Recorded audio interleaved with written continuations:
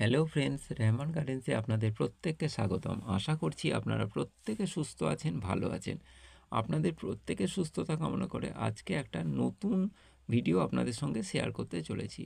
দেখুন বন্ধুরা, এখন কিন্তু এপ্রিল মাস। এপ্রিল মাসে কিন্তু কোনো গাছে কুল হওয়ার প্রবণতা আমি খেয়াল করে দেখেছি, কোনো গাছে এরকম কুল হয় না। কিন্তু আমার এই কুল গাছটায় কিন্তু বছরে দুবার কুল হয়। আর এটা হচ্ছে কোনো নামি দামি কুল গাছ নয়। বাজারে আপনারা দেখতে পান যে বড় সাইজের একটা কুল হয়, যেটা রং বেরঙের কুলগুলো হওয়ার আগে একরকম কুল ছিল, যেটা বেশ বড় বড় কুলের সাইজ পাতিলেবুর মতো, সেই জাতেরই এই কুল গাছ। খেতে প্রচুর প্রচুর মিষ্টি। আর এই কুল গাছটা আমার যখন গাছের ঝোঁক প্রথম দিকে হয়, তখন আমাদের এখান থেকে লোকাল একটা নার্সারি থেকে আমি এই কুল গাছটাকে কিনেছিলাম। এই কুল গাছটা কিন্তু আদেও আমার যে কেনা কুল গাছ সেটা নয়, কারণ এই কুল গাছটা সেটা থেকে গ্রাফটিং করে বাঁচাতে পেরেছিলাম। আর অরিজিনাল আসল যে মাতৃ গাছ, সেই গাছ দুটোই মারা গিয়েছে। এই কারণ হচ্ছে, যখন জল জমেছিল গোড়ায়, জল জমে একটা মারা গেছে, আর টবে আর একটা মারা গেছে। আর এটা তাদের থেকে কলম করেছিলাম, সেটা থেকেই এই গাছ।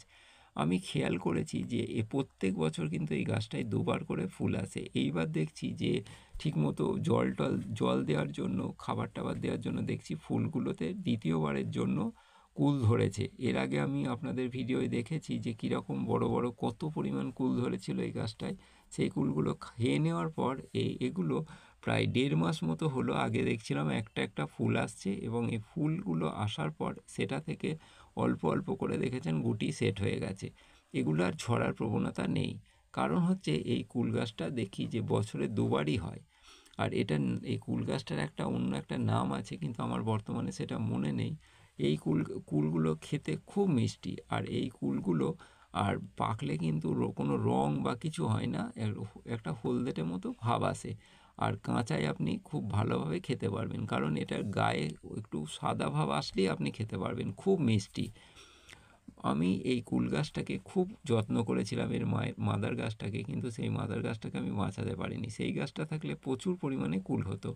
এটার একটাই মাত্র ব্রাঞ্চ লম্বা হয়ে বড় হয়েছে, সেই একটা ডালেই ঝোপালো হয়েছে, সেটা থেকে কুল হয়েছে। আগে যে কুল হয়েছিল সেই ডালগুলো আমি কেটে দিয়েছিলাম ছোট ছোট করে, তার পাশ থেকে যে ডাল বেরিয়েছে সেটা থেকেই কুল হয়েছে।